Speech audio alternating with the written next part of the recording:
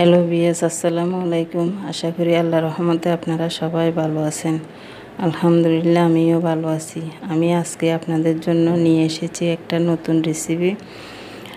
তাহলে আমরা ভিডিওতে চলে যাই পটলের ভর্তা তৈরি করার জন্য।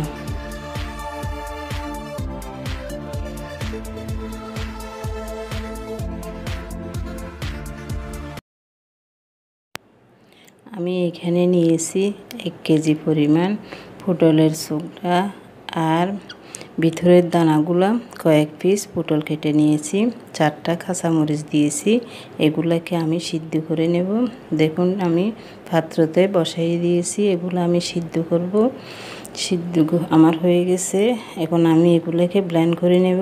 2টা মিডিয়াম সাইজের পেঁয়াজ কেটে নিয়েছি। 5টা রসুনের কুচ নিয়েছি। এগুলো সহ আমি ব্লেন্ড করব। আমি দিয়ে দিয়েছি ব্লেন্ডে। এগুলো আমি ব্লেন্ড করে নেব।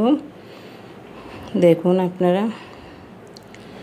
আপনাদের যদি ভালো লাগে এভাবে তৈরি করে খেতে পারেন। আমার ব্লেন্ডটা হয়ে গেছে। আমি এখন এগুলো ভাজি করতে নিয়ে যাব। আমি প্যানে তেল দিয়েছি 3 টেবিল চামচ পরিমাণ। এখানে দিয়ে দিয়েছি পেঁয়াজ রসুন কুচি। এগুলোকে একটু ফ্লেভার বের হওয়া পর্যন্ত আমি ভাজি করব। এখানে দিয়েছি 6টা কাঁচামরিচ। কাঁচামরিচগুলোকে একটু কেটে দিয়েছি কিছু পেঁয়াজ কুচি। 3 টেবিল চামচের মতো পেঁয়াজ কুচি দিয়েছি। এগুলোকে একটু ভাজি করে নেব, নেড়ে চেড়ে। আমার ভাজা হয়ে গেছে। আমি এখানে দিয়ে দিচ্ছি 1 টেবিল চামচ সব উপকরণ মিশানো ধনিয়া, জিরে এবং অন্যান্য মশলা উপকরণ মিশানো 1 টেবিল চামচ মশলা। এগুলো দিয়ে আমি ভালোভাবে একটু কষিয়ে নেব। এখানে কোনো পানি দেব না। একটু নেড়ে ছেড়ে ভালোভাবে মিশিয়ে এই ভর্তাটা আপনারা খেয়ে দেখতে পারেন। খেতে কতই কত মজা। আপনাদের একবার হলেও তৈরি করে খেয়ে নেবেন, দেখবেন খেতে কত ভালো লাগবে। এখন আমি এগুলো দিয়ে দিছি।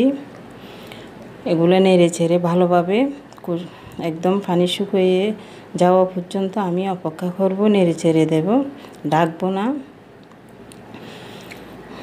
ভালোভাবে কষিয়ে নিতে হবে।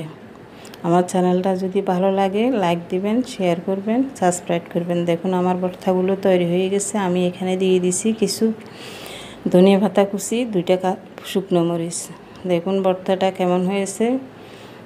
আপনারা দেখতে কেমন দেখতেছেন আমি জানি না, তবে খেতে খুব ভালো লাগে। ভালো থাকবেন, সুস্থ থাকবেন। আমি এখানে বিদায় নিলাম। আল্লাহ হাফেজ।